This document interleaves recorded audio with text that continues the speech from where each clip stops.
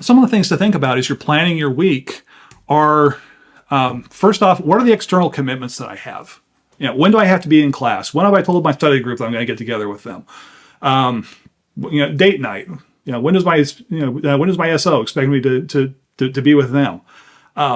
These are the things to think about first, because if you have made a commitment to somebody else, you need to honor that commitment. One of those commitments you need to make is to yourself. Self-care. Take proper care of yourself. Find blocks in your schedule, ideally 3-hour blocks, if not 3, 2, or whatever you can manage. Blocks for deep work where you can just focus and go deep on something. Get into the mindset of whatever you're working on, because so you don't have to switch contexts a whole lot. But let yourself get in. The other thing that studies have shown about that arc graph that shows diminishing returns at the end is it's not a purely linear start. It actually starts off sublinear because you have to context switch and get into the mode of it. There was a study at UC Davis a couple of years ago that showed that when you get interrupted by somebody stopping into your office to talk to you, it takes you 25 minutes to remember what you were doing and get back up to speed on it.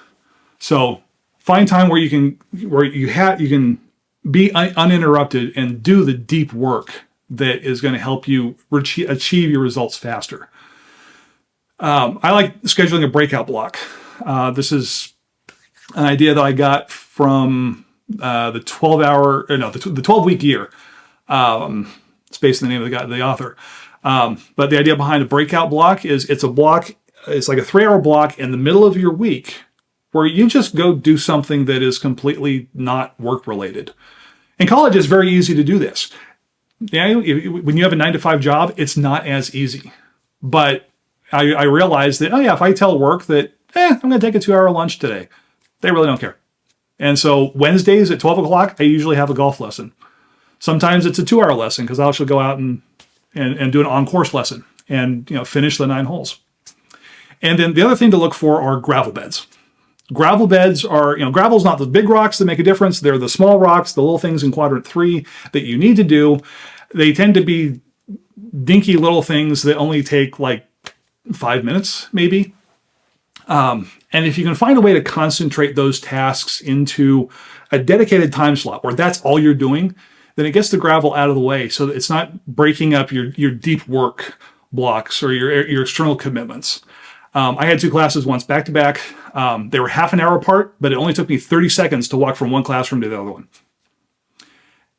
I would love to say that I sat down and pulled out a laptop and was doing something productive during that time, but honestly, this was between my 8 a.m. class and a 9:30 class. And so most of the time, I just went and found a comfy chair someplace in a quiet corner and took a nap because I hadn't gotten enough sleep the night before. If I had had a smartphone back then, I could have gotten so much done during that during little breaks like that, answering things. My car was in the shop for the last week and a half, and so I've taken a lot of Ubers places. And one of the things I realized halfway through was that I can pull out my phone and actually be doing something. I can answer emails. I can respond to texts that I haven't responded to yet. I can go shopping on Amazon and order. We just had to replace our bird feeder because the rats chewed a hole in it. I can do these things while somebody else is driving. This is great. It costs too much for me to do this all the time, but hey, opportunity strikes.